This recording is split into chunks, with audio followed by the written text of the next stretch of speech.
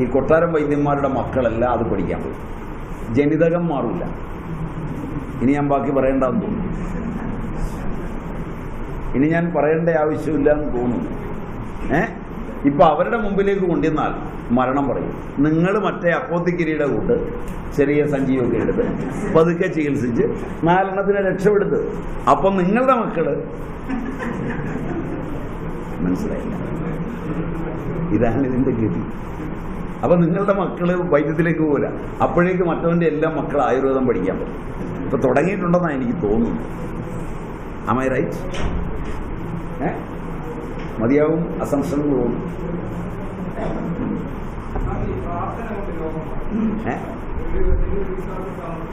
ഹോർമോണുകൾ മാറും. അതുകൊണ്ട് ചില രോഗങ്ങളുടെ മാറിയ പോലുള്ള പ്രതീതി കിട്ടും, ചിലത് മാറും. ചിലതുമാണ്. ഡക്റ്റിലസ് ഹോർമോൺ. ആയുർവേദം എന്ന് പറയുന്നത് ദൈവവ്യപാശ്രയം, യുക്തിവ്യപാശ്രയം, സത്വാവജയം, ഇത് ചേർന്നതാണ്. കേരളത്തിലുള്ള എല്ലാ ക്ഷേത്രങ്ങളിലും ഒരുപാട് മരുന്നാണ് പ്രസാദം. നിങ്ങൾ പറവൂർ ക്ഷേത്രത്തിലേക്ക് പോയാൽ അപസ്മാരത്തിനുമൊക്കെ ഫലപ്രദമായ മുക്കുടിയാണ്. നിങ്ങൾ മൂകാംബികയിലേക്ക് പോയാൽ അവിടുത്തെ ത്രിമധുരം ബുദ്ധിസംവർദ്ധകമാണ്. കാരണം നിങ്ങളുടെ സാധകവിത്തത്തെയാണത് ബാധിക്കുന്നത്. സാധകവിത്തത്തിന് പര്യാപ്തമായൊരു യോഗമാണ് അത് ഉപയോഗിക്കുന്നത്. അത് വളരെ ഭംഗിയായിട്ട് കഴിച്ചു കഴിഞ്ഞാൽ ആ മാറ്റം വരും. അപ്പോൾ അങ്ങനെ വരുന്ന മഹാകല്യാണകൃതം, പഞ്ചഗവ്യകൃതം, ഇതൊക്കെ ക്ഷേത്രങ്ങളിൽ പ്രസാദമുണ്ട്. അതിൽ പഞ്ചഗവ്യ എല്ലായിടത്തും ഉണ്ടെന്ന് തോന്നുന്നു. അപ്പോൾ അതൊക്കെ മരുന്നുകൾ തന്നെയാണ്. പിന്നെ ഇപ്പം അത് മരുന്നൊക്കെ ആയിട്ടാണ്. ഇപ്പോൾ കോൺട്രാക്ടറാണ്. ശബരിമലയിലെ ഉണ്ണിയപ്പവും മറ്റും മരുന്നാണെന്ന് പറഞ്ഞ് മേടിച്ച് കഴിക്കരുത്. ഒരു നല്ല ഇതിൻ്റെ അറ്റത്ത് വെച്ച് ബുള്ളറ്റിന് പകരം വിട്ടാൽ 4 ആളിയാണ്. അയ്യപ്പനോടുള്ള വിരോധം കൊണ്ടല്ല.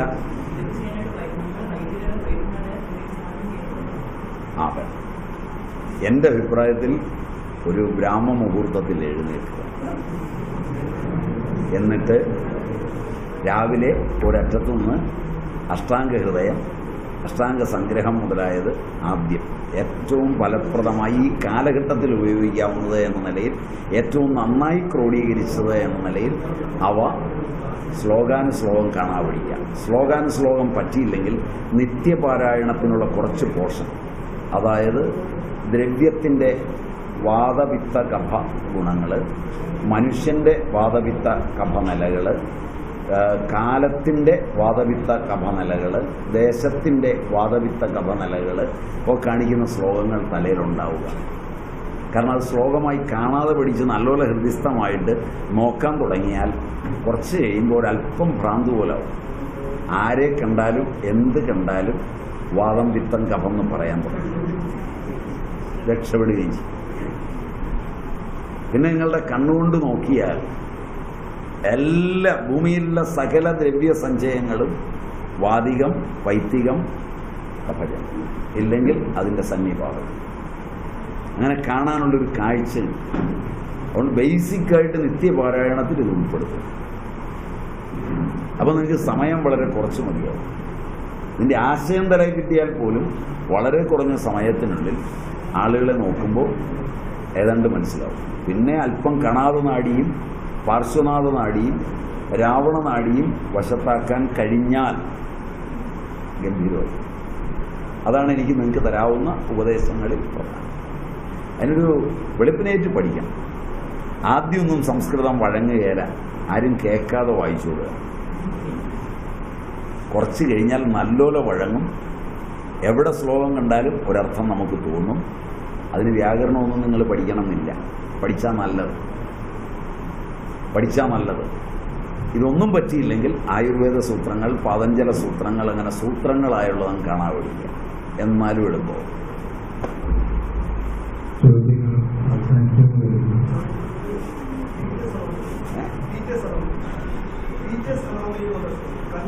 മനസ്സിലായി. അതിന് സാധാരണ ത്രിഫല കഷായത്തിൽ ധാര ചെയ്യുന്നത് കൊണ്ട് കുറച്ച് കുറവേ കിട്ടും. മുരിങ്ങയുടെ ഇല അതിന് വളരെ നല്ലതായി കണ്ടിട്ടുണ്ട്. പക്ഷെ മുരിങ്ങയുടെ ഇല തന്നെ കഴിച്ചാൽ പ്രയോജനമാവില്ല. മുരിങ്ങയുടെ ഇലയിൽ ഒരല്പം ഹിങ്കുള ഭസ്മം, അല്പം ചേർത്ത് ഒരു 15 മില്ലിഗ്രാം ചേർത്തിട്ട് 2 നേരം കഴിച്ചു. സാധാരണഗതിയിൽ ഫലപ്രദമാണ്. എള്ളെണ്ണയും ഗോതമ്പും ഒരുമിച്ചൊരിക്കലും ഉപയോഗിക്കരുത് ആ രോഗത്തിൽ പ്രത്യേകിച്ച്. പിന്നെ ആടിൻ്റെ കരൾ നല്ലതാണ്, കോഴിയുടെ കരൾ നല്ലതാണ്.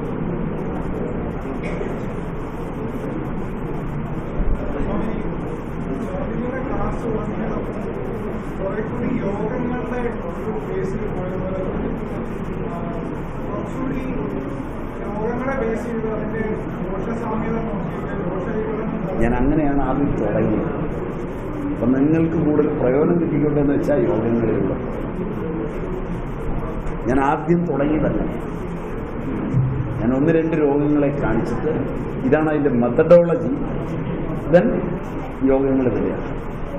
അതിൻ്റെ കാരണം നിങ്ങളെ സംബന്ധിച്ചിടത്തോളം നിങ്ങളുടെ നിന്ന് ഇറങ്ങിപ്പോകുമ്പോൾ എന്ത് കിട്ടി എന്ന് നിങ്ങൾക്ക് തോന്നുമ്പോൾ ഇന്നതിനൊക്കെ ഇന്ന യോഗങ്ങൾ നല്ലതാണെന്ന് കിട്ടിയില്ലെങ്കിൽ വലിയൊരു നഷ്ടമായി.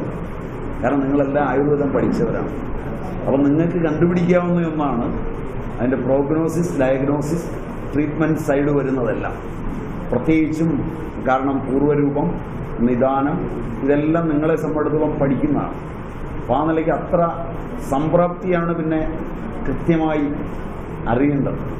അപ്പോൾ സംപ്രാപ്തിയെ സംബന്ധിച്ചിടത്തോളം കുറച്ച് കാലം ഒന്ന് നോക്കിയാൽ വളരെ എളുപ്പം മനസ്സിലാവും. അതായത് കോപം, സഞ്ചയം, പ്രസാരണം, സ്ഥാനസംശയം, വ്യക്തിഭേദം, ഇഷ്ടം എല്ലാം വളരെ വേഗം മനസ്സിലാവും. അപ്പോൾ ആ രീതിയിലാണ് ഞാൻ ആദ്യം ക്യാൻസറിനെ കൊണ്ടുവന്ന് തുടങ്ങിയത്. പിന്നെ ക്യാൻസറിനെ കുറിച്ചുള്ള എൻ്റെ അഭിപ്രായം 81 മുതൽ അതൊരു കോശ വളർച്ചയാണ്, കോശവാർദ്ധക്യമാണ്. അന്ന് മുതൽ ജനങ്ങളോട് അങ്ങനെ തന്നെയാണ് പറഞ്ഞത്.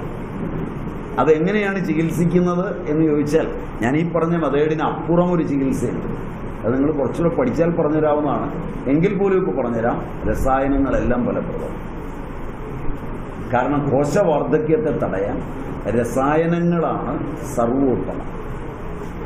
കാരണം ചരകത്തിന് വ്യാഖ്യാനം എഴുതുമ്പോൾ ചക്രപാണി ഇത് സൂചിപ്പിക്കുന്നുണ്ട്.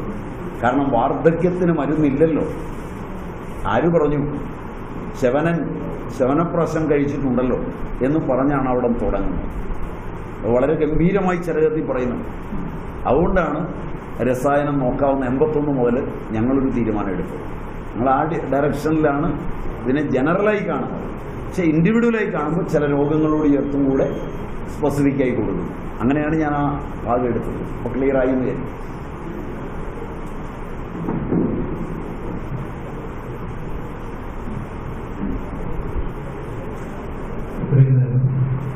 നമ്മോട്